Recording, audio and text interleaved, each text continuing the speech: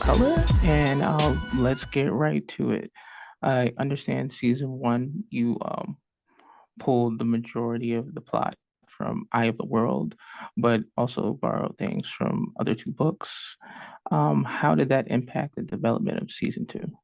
I mean, we're not part of the development in terms of story. That's for our showrunner, Rafe Judkins, and the writers team. Yes. But I feel like they did such a great job of highlighting the first couple of books. There's so much story. Jordan has 14 books, and it's about what we're focusing on. So I think the focus for season two, now that we have our characters who are all together for season one, but in season two, they're now shattered and they each have to take their own journey. So I think that is kind of what the drive of season two is.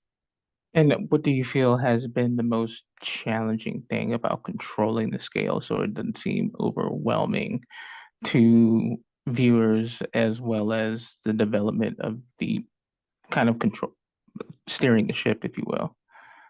Um, just jumping back to your last question a little bit, I think the series two is a combination of The Great Hunt and The Dragon Reborn. It's the books two and three kind of combined. It's a fusion of books two and three, and the characters begin their journeys away from each other. So although Rafe and the writers team have moved some events around and some characters join up slightly differently than they do in the books, it's very much about going deeper with the individual characters and finding out who they are as individuals and how they respond to their individual challenges and their own demons.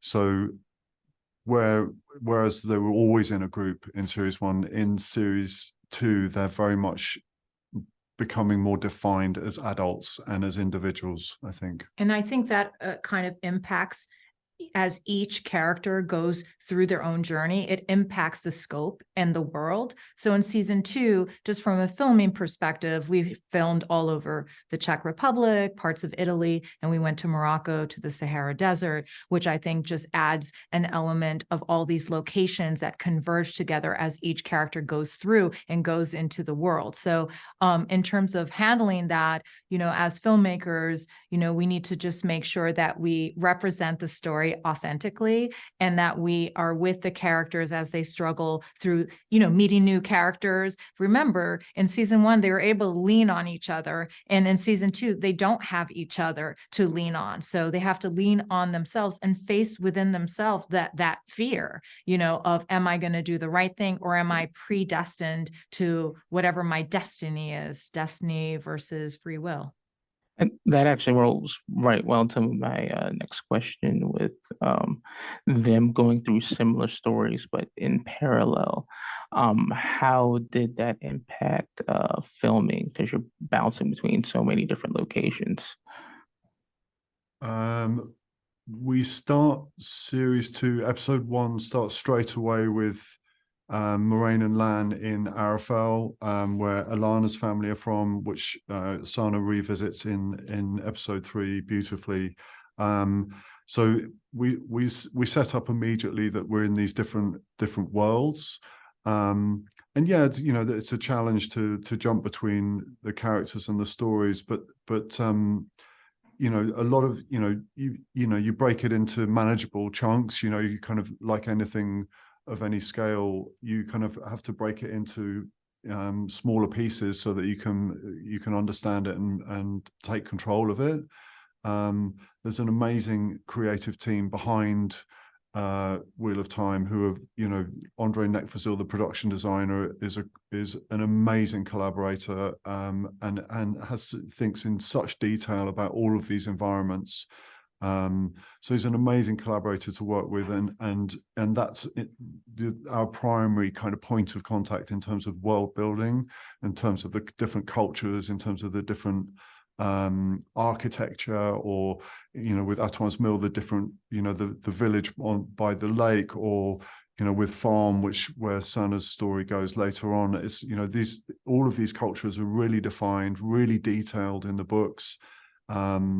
And so a lot of the work is researching and developing and building those worlds in prep. So so we hit the shoot running. Yeah. And the key thing is, I think, as a filmmaker, is making sure that there's a language per the environment and per the world. So whether we're in Kyrian or the Foregate or FOM, each one has its own distinct texture to it. So that means lighting. So there's a lot of work with the cinematographers and just discussing, when we're in Kyrian, this is kind of like that kind of framing and just the camera movement. I mean, one doesn't want to feel like we're jumping styles, but there's a nuance to it that needs to be adhered to and kind of respected. And I think the nuance comes from the light. And especially we were filming all over the world. It's like whether you're in the quarry in the Czech Republic, it gives you a certain type of light and texture and kind of cold and rockiness to the look. And then when we go to, for example, the Sahara Desert, there's a warmth and there's the sand and there's, the orange and peach tones that are really key. So I think, to me, each location is like a painting, and one has to create something that is cohesive and that has some energy to it that reflects the situation. And I had a question about the location you chose for the more horror-related elements of the show.